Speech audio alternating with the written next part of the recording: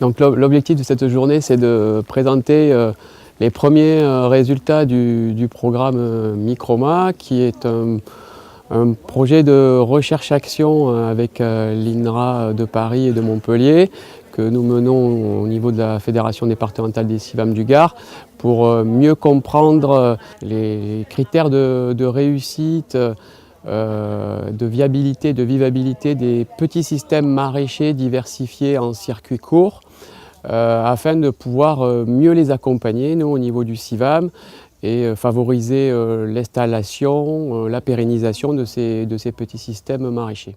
Et on est accueilli par le MAS perdu à Saint-Christol-les-Alefs, qui est une bonne illustration du milieu agricole et rural, où de nombreux projets de petits projets agricoles en maraîchage souhaitent se développer en Piémont-Cévenol. L'option qu'on a prise pour aujourd'hui, c'est pas de vous présenter in extenso tout ce qu'on a fait, tout ce qu'on a trouvé, tout ça, d'autant qu'il reste encore quelques petits calages à faire. Mais c'est plutôt de profiter qu'il y a du monde pour témoigner, échanger et vous faire participer. C'est-à-dire que le projet n'est pas fini, la journée d'aujourd'hui, elle y contribue aussi. Quand on accueille donc des porteurs de projets, qu'on les accompagne, qui viennent en formation, etc., la plupart ont une dimension maraîchage dans leur projet. Pas forcément que du maraîchage, mais il y a souvent cette dimension de petit maraîchage dans leur projet. Et on observe que pas mal d'entre vous, pour ceux qui sont là, ont globalement une difficulté à mener à bien leur installation, parfois à la pérenniser dans le temps. J'ai été confronté très vite à des réalités, je dirais, d'environnement professionnel où le statut de double actif en agricole conventionnel, c'est la bête à abattre. Pourquoi ? Parce qu'elle vient consommer des ressources que la profession, je dirais, envie pour toujours la soif à l'agrandissement, etc., etc.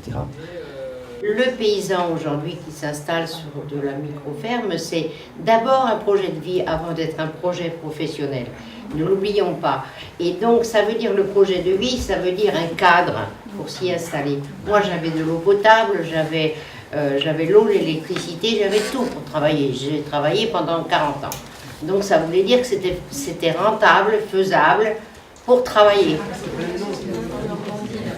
C'est extrêmement intéressant parce que en fait, on a affaire à des gens qui souhaitent s'installer en agriculture ou qui sont installés en agriculture, mais qui sortent du modèle de l'entreprise agricole tel qu'il a pu être promu depuis 30 ans. Pour eux, l'installation, c'est d'abord un projet de vie avant d'être un projet marchand. Et donc, ce qui était intéressant, c'est de travailler sur la façon dont il est possible d'être un acteur économique tout en restant attaché à un certain nombre de vision du monde, d'aspiration, de valeurs morales, de valeurs écologiques, etc. Il y a une espèce de fantasme quand même lié à l'installation, avec des gens, surtout quand ils ne sont pas d'origine agricole, avec une envie forte de s'installer chez soi, sur ses propres terres. Et c'est logique, parce que quand tu es dans une logique écosystémique, si tu plantes des arbres, si tu crées des mares, et que tu es en bail rural, tu ne vas pas aller bien loin. En tout cas, tu n'as pas envie d'investir à ce niveau-là.